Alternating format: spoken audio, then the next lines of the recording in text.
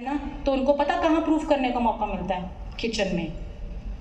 क्या कोई लेडी आज तक गिनीज बुक ऑफ रिकॉर्ड में आई है जिसने किचन में गोल गोल रोटियां बनाई और सबको टाइम पे सब्जियां खिलाई और उसको प्रधानमंत्री मोदी जी ने दिल्ली में बुला के उनको कोई वो परमवीर चक्र दिया? जो किसी लेडी ने घर का कोना कोना साफ रखा, बुजुर्गों की खूब सेवा की, और आपको लगता है उनको कोई परमवीर चक्र मिला? उनकी ये सारी करनी को पता क्या बोला जाता है? एक जिम्मेदारी का रूप माना जाता है कि तू नहीं करेगी तो और कौन करेगा। मैं ये नहीं कहती ये काम बुरे काम हैं, बट एमवे बिजनेस वो बिजनेस है जिसको हम घर की जिम्मेदारियों को निभाते निभाते एक इतना बड़ा बिजनेस क्रिएट कर जाते हैं जिससे कि हम खुद के लिए तो करते ही हैं बट लोगों के लिए बहुत बड़ी होप बन जाती है। मैं हमेशा एक बात बोलती हूँ, जो एमवे डिस्ट्रीब्यूटर के घर में पैसा आता है ना, वो बड़ा ही भाग्यशाली पैसा होता है। आपको पता है, पंजाबी से कहते हैं भागा वाला पैसा होता है जो एक एमवे डिस्ट्रीब्यूटर्स के घर में आता है। पता क्यों? क्योंकि जब भी किसी एमवे डिस्ट्रीब्यूटर के घर में पैसा आता है ना, उससे पहले वो कई घरों में पैसा जाता है, तब जाके किसी एमवे डिस्ट्रीब्यूटर के घर में आता है। तो मैं हमेशा एक बात बोलती हूँ, अपने लिए, अपने बच्चों के लिए, अपनी वाइफ के लिए, अपने माँ बाप के लिए, अपने हस्बैंड के लिए तो सब लोग करते हैं, बट इस बिज़नेस की बदौलत अपने लिए भी करने का मौका मिलता है और लोगों के लिए भी करने का मौका मिलता है। That is the blessed part, है ना। बट क्या समझ में आया इन 22 सालों में इस बिज़नेस में आके, एक लेडी के नज़रिए से आपको ज़रूर बताऊंगी कि सिर्फ यही समझ में आया कि अगर दुकानों पे जाएंगे तो लोगों का कारोबार बनेगा और अगर एमवे के साथ जुड़ेंगे तो अपना कारोबार बनेगा। तो कितने लोगों को लगता है ये कॉमन सेंस का बिजनेस है कि अगर दुकानों पे जाके लोगों का बिजनेस बन रहा है तो बिजनेस कहाँ पे किसका करना चाहिए? अपना करना चाहिए कि लोगों का करना चाहिए, है ना। और ऊपर से अभी जैसे विजय जी बता रहे थे कि जैसे हमारे प्रोडक्ट्स हैं कि न्यूट्रालाइट इन्होंने लिया और इतना भार रिड्यूस कर लिया, बट यहाँ पे कई लोग ऐसे हैं जो फर्स्ट टाइम आए हैं, उन्होंने न्यूट्रालाइट के मतलब कोई भी प्रोडक्ट एमवे के यूज़ भी किए होंगे, बट कई डिस्ट्रीब्यूटर्स भी जो नए नए स्टार्ट करते हैं ना, प्रोडक्ट्स यूज़ कर रहे होते हैं, मगर कभी कभी लगता है कि ये थोड़े से मार्केट के हिसाब से महंगे हैं, ऐसे लगता है। या 65 ईयर से जैसे ये बिज़नेस चल रहा है ना, हर जगह पे एक ही बात होती है, प्रोडक्ट बहुत बढ़िया है बट महंगे हैं। तो मैं आपको एक बात बताऊँ, एमवे के प्रोडक्ट्स जो है ना तो ये महंगे हैं ना तो ये सस्ते हैं, ये वैल्यू फॉर मनी प्रोडक्ट्स हैं। वैल्यू फॉर मनी का मतलब समझते हो? आपको पता है कोई भी प्रोडक्ट महंगा या सस्ता नहीं होता। जिस चीज़ के ऊपर पैसे खर्च करके आपको उसकी फुलफिलमेंट मिल जाती है वो आपके लिए सस्ती होती है। अगर जिस चीज़ के ऊपर आप पैसा खर्च दो, मान लो लेडीज़ 4000 का सूट भी ले आओ, अगर घर पे आके उसका रंग निकल गया ना तो आप 4000 का गाना ही गाते रहोगे कि पंगा ही ले लिया, मैं फालतू पैसे खर्च देते। बट अगर आपने 500 रुपये की भी चीज़ ली और उसका आपको बेनिफिट मिल गया ना तो आप सबके आगे गुन गाओगे कि हाँ जी बहुत बढ़िया सूट है। वही बात हमारे प्रोडक्ट्स की, हमारे products value for money products हैं। कोई भी बंदा इस हॉल में बैठा है जो डिस्ट्रीब्यूटर नहीं है या जो डिस्ट्रीब्यूटर भी है, अगर आप न्यूट्रालाइट डेली भी खा रहे हो ना, अगर आप एक पुर्जे के लिए खाओगे आपके शरीर के सारे पुर्जे सही हो जाएंगे, तब आपको पता चलेगा डेली क्या चीज़ है ना। हमने पिछले 22 सालों से कुछ ज़्यादा कमिटमेंट्स नहीं की। जितनी भी यहाँ पे लेडीज़ बैठी हैं, अगर आप अपने घर चेंज करना चाहते हो, मेरी बात उस लेडी से हो रही है जो दुनिया में हर महंगी चीज़ को सस्ता करना चाहती है। कितनी लेडीज़ ऐसी हैं? मैं दोबारा बोलूँगी, हर महंगी चीज़ को सस्ता करना है, हर महंगे सूट को सस्ता करना है, हर महंगी क्रॉकरी को सस्ता करना है, हर महंगे ब्रांड को सस्ता करना है, हर महंगी गाड़ी को अपने लिए सस्ता करना है। उनसे मेरी बात हो रही है। हमने पिछले 22 सालों से कमिटमेंट की है कि हमारे घर में अगर कोई भी प्रोडक्ट आएगा तो वो एमवे का प्रोडक्ट आएगा। जो एमवे कंपनी प्रोडक्ट बना रही है उसकी यूजेबिलिटी हम करेंगे। वैल्यू फॉर मनी की बात करूंगी, एमवे ने क्या हमसे कमिटमेंट किया है कि अगर आप अपने घर के प्रोडक्ट्स ही चेंज कर दोगे तो आपके घर में पैसा आना शुरू हो जाएगा। यहीं पे हमें प्रोडक्ट की वैल्यू का पता चल जाता है। दुनिया में कोई ऐसा प्रोडक्ट मैन्युफैक्चर ही नहीं हुआ जिसको यूज़ करने से हमारे घर में पैसे आए। तो अगर पैसा आता है और उसके साथ साथ घर में खुशियाँ आती हैं, और मैं स्पेशली लेडीज़ के लिए लास्ट में एक ही बात ज़रूर कहूँगी, मैंने एक बात यूज़ की थी कि ये बिज़नेस हमारे लिए वरदान है। पता क्यों? क्योंकि जैसे जैसे हम लोग घरों में रहती है ना लेडीज़, एक घर का आज जैसे यहाँ पे रजनी जी ने भी, खजूरिया जी ने बोला एसोसिएशन, ये जो हमें एसोसिएशन यहाँ पे मिलती है, आप ये सोचिए जितनी लेडीज़ घर पे रहती हैं ना, उनको एसोसिएशन किस चीज़ की मिलती है? घर की नेगेटिविटी की। घर में कोई रिश्तेदार आ रहा है, कुछ भी नेगेटिव बोलना है, उसने उसी लेडी से बात करनी है। अगर हस्बैंड कुछ गलत कर रहा है, उसकी नेगेटिविटी भी किसको सुनाई जाती है? वाइफ को सुनाई दी जाती है। जिसके कारण जो लेडी जॉब करती है उसको भी नेगेटिविटी हैंडल करनी पड़ती है, जो लेडी घर में होती है उसको भी नेगेटिविटी हैंडल करनी पड़ती है।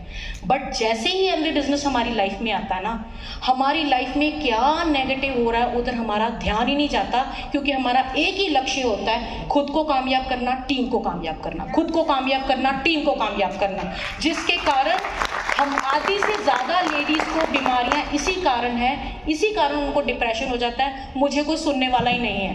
अब ये माइक मेरे हाथ में है ना, बेशक बलजीत इधर उधर घूमते रहे जितना मर्जी, जब तक ये हवाड़ नहीं ना निकलेगी अंदर से, तब तक माइक इनके हाथ में नहीं जाएगा। Ladies good thing. देखो मैं आपको ये बात पता क्यों बता रही हूँ, क्योंकि सारी लेडीज़ के अंदर कुछ ना कुछ चल रहा है, कुछ ना कुछ चल रहा है कि मैंने भी बात करनी है, मैंने भी बात करनी है। बस थोड़ा सा अपने आप को प्रूव करना है। प्रूव क्या करना है? अगर कोई बंदा एमवे बिजनेस में आ गया, सबसे पहला स्टेप है 100% प्रोडक्ट यूज़ करने एमवे के। क्यों करने? क्योंकि ये मेरा बिजनेस है। क्यों करने हैं? क्योंकि ये हमारा बिजनेस है, इसलिए करने हैं।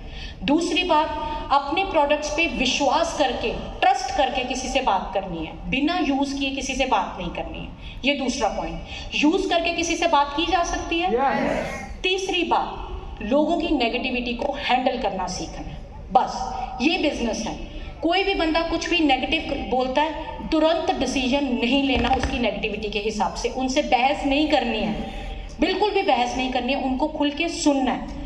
हमने ये सीखा, हम यही आपको बता रहे हैं। और सुनने के बाद क्या बोलना है, क्या लाइन बोलनी है? मैं भी आप ही की तरह थी, जैसे आप बोल रहे हो, आप तो कम बोल रहे हो, मैं आपसे ज़्यादा बोलती थी। बट जब मैं इस बिज़नेस में आई, मैंने मीटिंग्स की पार्ट बनी, मैंने सीडी सुनी, मुझे पता चला ये बिज़नेस ऐसा नहीं है जैसा मैं सोच रही हूँ, ये तो कुछ और ही है। पर ये बातें आपसे पता कब होंगी? जब आप इस एसोसिएशन में रहोगे।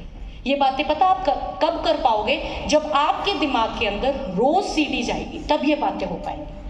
नहीं तो क्या होता है, कोई हमारी बात नहीं मानता तो बहस होती है। जैसे मैं थी ना, जब तक मैं एमबीए में नहीं थी ना, मुझे एमबीए वाले शदाई लगते होते थे, यार भज्जे फिरते हैं, शाम ऐसे ऐसे भागे फिरते हैं, अच्छा भला थाल फुल्का चलता है। बट जब मैं एमबीए में आ गई, जो लोग एमबीए नहीं समझते थे, मुझे वो शदाई लगते थे कि अगर घर के प्रोडक्ट चेंज करके पैसा आ रहा, समझ क्यों नहीं आ रहा आपको, है ना।